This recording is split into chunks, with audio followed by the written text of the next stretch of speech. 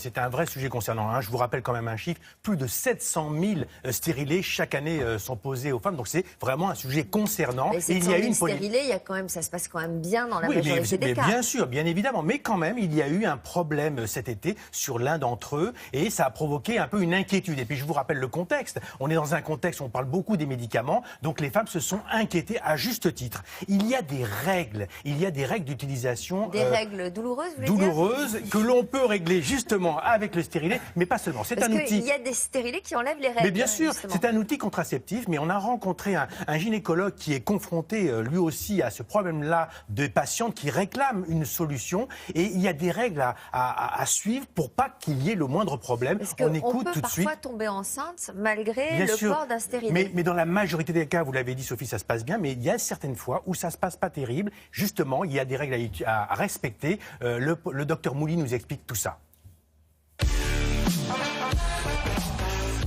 Y a-t-il un risque à avoir un stérilet? Une question d'actualité après la polémique de juin dernier sur l'un d'entre eux. Ce spécialiste nous rappelle ses règles d'utilisation pour éviter des effets secondaires. Quand on va mettre un stérilet, il faut obligatoirement 3 consultations. La consultation d'interrogatoire. On doit savoir si la femme n'a pas une possibilité d'avoir des effets secondaires qui vont survenir parce qu'on les a ignorés, mais on va les amplifier avec le stérilet. Il y a une deuxième consultation, c'est le choix du stérilet, et donc on va mettre un stérilet soit au cuivre, soit un stérilet hormonal, puis la troisième consultation qui va servir de vérifier si le stérilet n'a pas bougé, de vérifier les effets secondaires chez la patiente, et là, la tolérance. Et on le surveille régulièrement, une fois par an, comme on doit faire une consultation de gynécologie. C'est rien, docteur, tout va bien. C'est le cas de Sonia qui a longtemps souffert d'hémorragie et de règles douloureuses que le stérilet a corrigé mieux que la pilule contraceptive. J'ai choisi le stérilet après avoir eu 3 grossesses. Le médecin m'a proposé un stérilet qui a été une révélation après quelques semaines d'adaptation. Tout s'est vraiment bien passé, plus de saignements, plus de douleurs. Le stérilet a 2 fonctions. Le stérilet qui est uniquement contraceptif, c'est le stérilet au cuivre avec un petit réservoir qu'on garde entre 3 et 5 ans. Et on a aussi les stérilets avec un réservoir hormonal. Ce réservoir hormonal qui est de la progestérone permet de pouvoir avoir un effet thérapeutique, c'est-à-dire plus de règles, plus d'hémorragie, plus de carence en fer, et également contraceptif. Léa a également préféré le stérilet plutôt que la pilule contraceptive, avec laquelle elle aurait pris près de 15 kilos. Par rapport à la pilule, c'était surtout beaucoup moins contraignant, c'est-à-dire qu'on n'a pas y pensé. Ensuite, par rapport à la perte de poids, ça a été une révélation pour moi. J'ai perdu tout le poids que j'avais pris à cause de la pilule. Ça fait 7 ans que je l'ai maintenant et j'ai vraiment aucune difficulté. Visite de contrôle ce matin pour Sonia, qui conserve son stérilet thérapeutique pour ses effets anti-saignement et antidouleur. 10 ans de stérilet, qu'est-ce que vous en pensez? J'ai gagné 10 ans de liberté incroyable. Un confort de vie. Un confort de vie énorme. Alors, je ne sais pas si vous savez à quoi ressemble un stérilet, mais regardez, là dans la main j'en ai 2. L'un au cuivre oui. Et l'autre hormonal. Donc c'est ce fameux là dont on parlait tout à l'heure.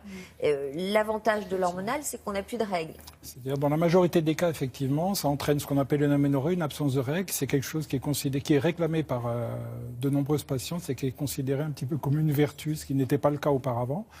Et en France, donc à peu près 770 000 stérilets posés chaque année, dont un peu plus de la moitié hormonaux et l'autre moitié au cuivre, avec ce fil de cuivre qui s'enroule autour. Voilà. Que le stérilet au cuivre produit, lui, des règles assez abondantes. C'est l'inconvénient du stérilet au cuivre, c'est qu'il augmente la durée et l'abondance des règles. Donc les règles sont souvent suivies et précédées de traces.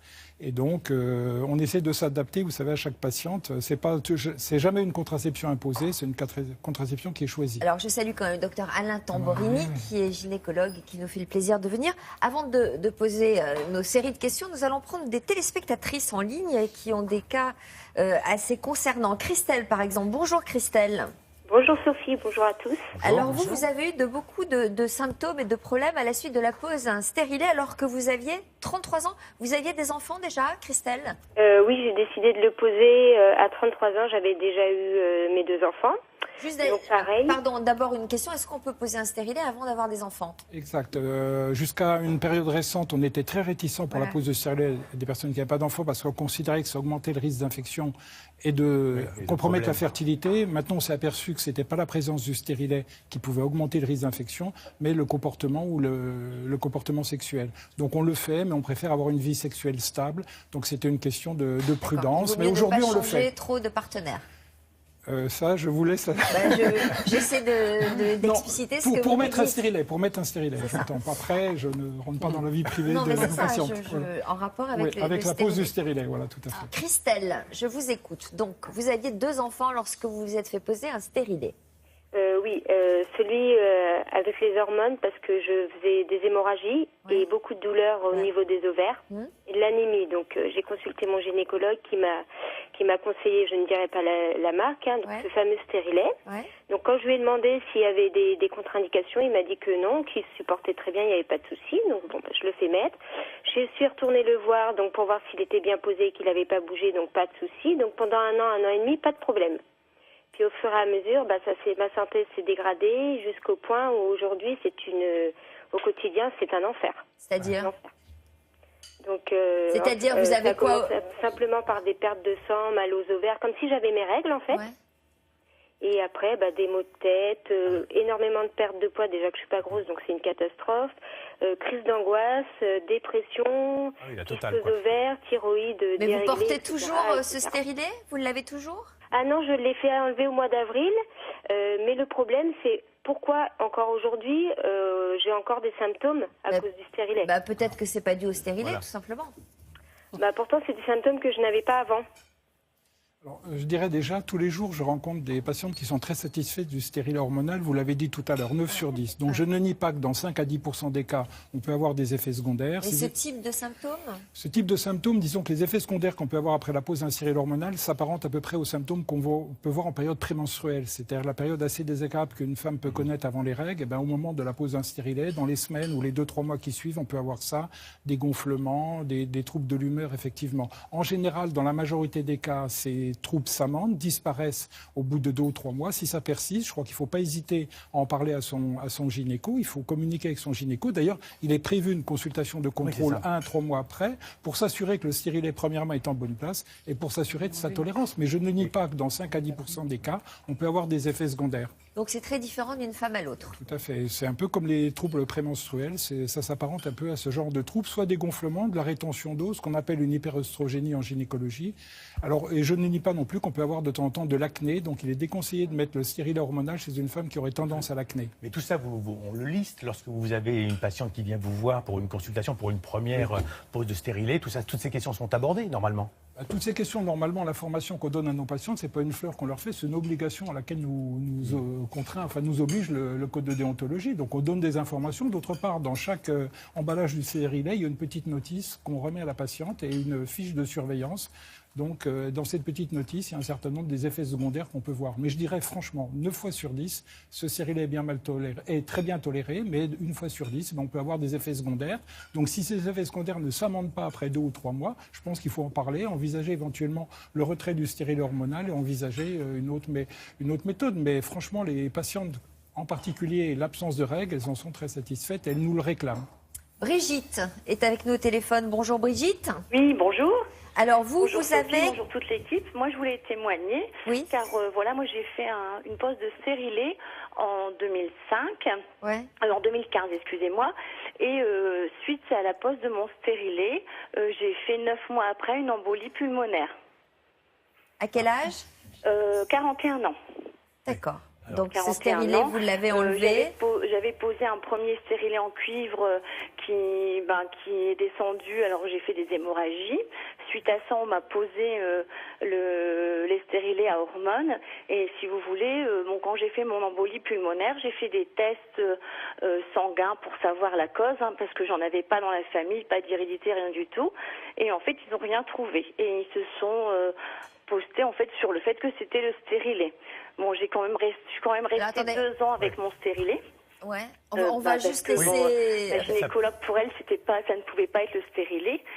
Et aujourd'hui, je l'ai retiré parce que j'ai eu énormément de problèmes avec le stérilet. Alors, l'embolie pulmonaire, est-ce que ça peut être dû au stérilet? Je ne voudrais pas qu'on laisse entendre aux 380 000 femmes qui posent des stérilets hormonaux que ça peut donner une embolie pulmonaire. Maintenant, les recommandations concernant le stérilet hormonal ont été revues par les autorités de santé en 2015 concernant les accidents thromboemboliques. Quand on a eu un accident thromboembolique, c'est-à-dire une phlébite ou une embolie pulmonaire, ce n'est pas une contre-indication à la pose d'un stérilet quand on est à distance. Maintenant, quand on a eu un accident thromboembolique alors qu'on est en présence d'un Mirena, c'est le cas de notre auditrice dont je comprends effectivement aussi l'émotion. On recherche une autre cause parce qu'il y a d'autres causes aux embolies pulmonaires comme l'alitement. Par exemple, un voyage en avion. Un voyage en avion de plus de 15 heures, vous savez, quand vous êtes coincé avec d'un côté la personne près du hublot et de l'autre côté la personne près du couloir, c'est la place de la phlébite, comme on dit. C'est-à-dire si vous avez plus de 5 heures de voyage en avion, il faut se lever et marcher un petit peu. Donc on ne peut pas... donc les recommandations actuelles, si vous avez une embolie pulmonaire, que vous avez un stérile hormonal, même s'il n'est pas incriminé, donc son retrait peut être envisagé. On va voir s'il n'y a pas eu d'autres facteurs de risque, c'est-à-dire une intervention, etc. Donc là, je ne peux pas m'exprimer sur un cas particulier. Bon, en tout cas, la conclusion, ce qu'on peut dire, cher docteur, c'est qu'il faut aller voir son gynéco, discuter avec lui, ne pas hésiter à lui faire part des symptômes et des troubles pour trouver la meilleure solution adaptée à chacune. Tout à fait, je suis d'accord. Vous savez, les gynécos, on est aussi concernés parce que le gynéco, même si c'est un homme, il a une compagne, des sœurs, des filles. On est concernés par la contraception de notre entourage féminin et leur éviter toujours d'avoir une interruption de grossesse. Vous savez, il y en a 220 000 par an, ça fait des années que ça dure et les familles médicales ne sont pas épargnées par ce phénomène. Très bien. Merci d'être venu nous voir. Merci à nos téléspectatrices d'avoir appelé.